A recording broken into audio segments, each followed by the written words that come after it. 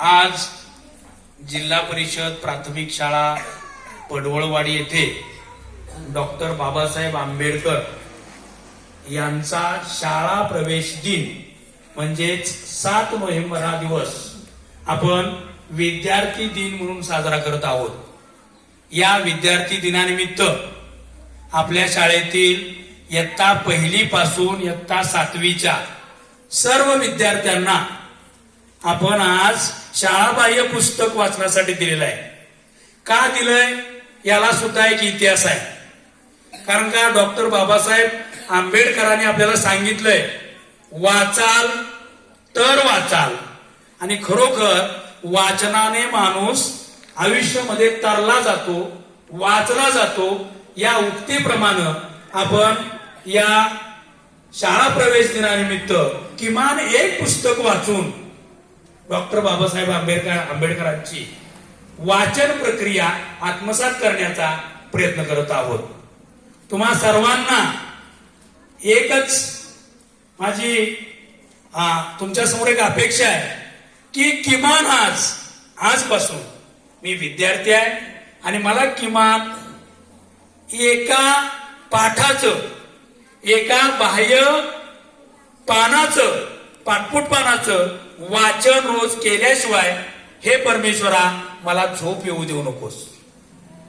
अशा प्रकारची चांगली शपथ मनामध्ये घ्या आणि आजचा शाळा प्रवेश दिन खऱ्या अर्थानं साजरा झाला असं म्हणता येईल। यानंतर पुजारी सर आपलं 2 मिनिटं मनोगत व्यक्त करतील।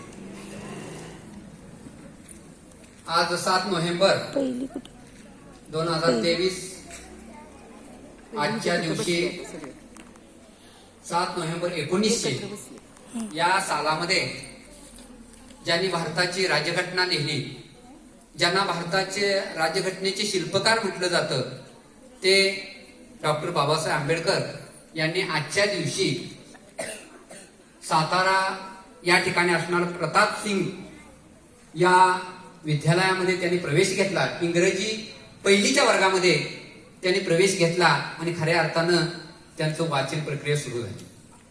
त्यांची एकच मनामध्ये इच्छा होती की मनुष्याला जर चांगला विचार डोक्यामध्ये आणायचा असेल तर वेगवेगळ्या प्रकारची पुस्तकं वाचणं आणि त्या पुस्तकांचा सारांश डोक्यामध्ये घेणं आणि चांगले विचार आत्मसात करणं हा एक आणि एकच हेतू डॉक्टर बाबासाहेब आंबेडकरांचा होता।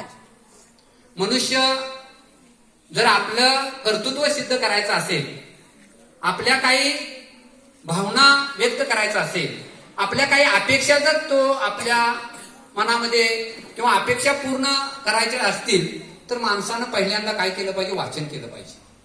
म्हणून ते नेहमी म्हणतात वाचाल तर वाचाल।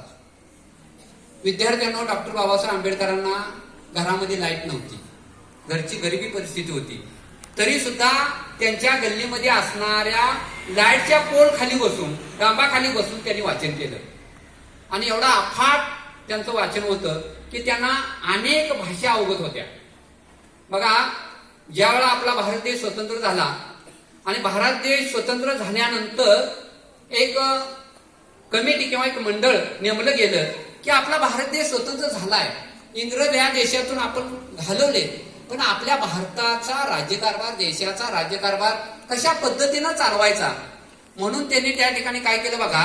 त्यावेळा भारताचे पहिले पंतप्रधान पंडित जवाहरलाल नेहरू होते, सरदार वल्लभभाई पटेल होते, सरोजिनी नायडू होत्या, त्याचबरोबर डॉक्टर राजेंद्र प्रसाद होते आणि डॉक्टर बाबासाहेब आंबेडकर होते। त्यांनी काय केलं की आपल्या भारत देशाचा राज्यकारभार लोकशाही पद्धतीनं चालला पाहिजे म्हणून त्यांनी अनेक जगामध्ये जेवढे देश आहेत, ज्या देशामध्ये लोकशाही आहे अशा देशांच्या राज्यघटनेचा अभ्यास केला आणि साऱ्या जगातल्या ज्या देशांचा म्हणजे लोकशाही असणाऱ्या देशांचा अभ्यास करून आगळी आणि वेगळी राज्यघटना, त्यालाच आपण संविधान म्हणतो, या संविधानाची निर्मिती झाली। खऱ्या अर्थानं ही जी राज्यघटना आहे ती आपल्या देशाचा आत्मा आहे आणि सगळे राज्यकारभार अगदी गावापासून दिल्लीपर्यंत सर्व जो कारभार आहे तो कारभार आपल्या राज्यघटनेनुसार, आपल्या संविधानानुसार त्या ठिकाणी चालवला जातोय। म्हणून डॉक्टर बाबासाहेब आंबेडकर यांनी जी राज्यघटना अंमलात आणली, खऱ्या अर्थानं गरीबातल्या गरीब जो मनुष्य आहे, स्त्री असेल पुरुष असेल किंवा उच्च श्रीमंत असेल, त्यांना एकच न्याय, एकच कायदा, अशा पद्धतीनं त्या राज्यघटनेमध्ये अनेक कलम आहेत. आणि ही राज्यघटना जवळजवळ 2 वर्षे 11 महिने आणि 17 दिवस त्यांना ती लिहून पूर्ण सगळ्या अभ्यास करून ती पूर्ण केली आणि आपल्या देशाला सुपूर्द केली. आपण दररोज संविधान म्हणतो आणि ही राज्यघटना 26 जानेवारी 1950 पासून खऱ्या अर्थानं या राज्यघटनेनुसार आपल्या देशाचा राज्यकारभार सुरू झाला. म्हणून आपण दरवर्षी 26 जानेवारी हा दिवस प्रजासत्ताक दिन म्हणून साजरा करतोय.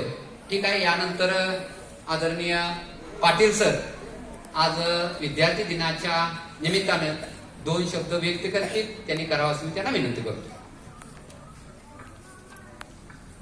धन्यवाद पुजारी सर. पुजारी सरांनी आताच तुम्हाला सांगितलं की डॉक्टर बाबासाहेब आंबेडकर यांनी आपलं संपूर्ण आयुष्य या आपल्या भारत मातेच्या देश सेवेसाठी अर्पण केलं.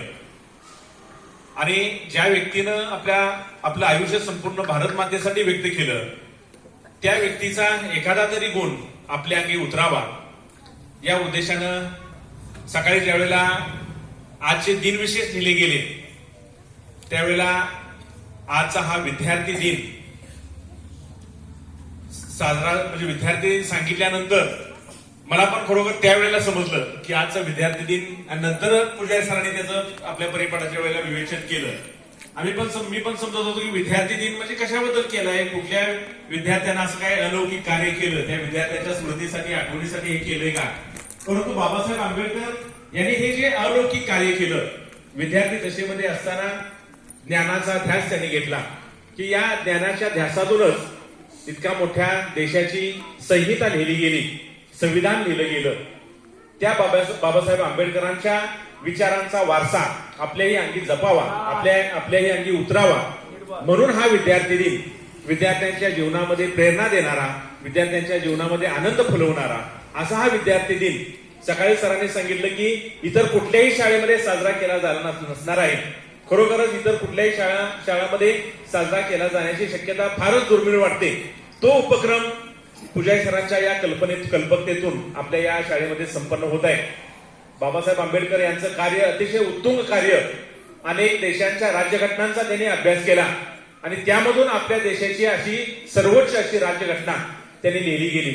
लोकशाहीच्या मार्गाने चालणारे जगामध्ये अनेक जे काही देश आहेत, त्या देशामध्ये भारताचं स्थान हे उच्च दर्जाचं स्थान कशामुळे निर्माण झालं तर या राज्यघटनेमुळे झालं. त्या राज्यघटनेनुसार अजूनपर्यंत सगळे देशातले कारभार चालतात आणि त्या राज्यघटनेचा संपूर्ण जगामध्ये दबदबा आहे.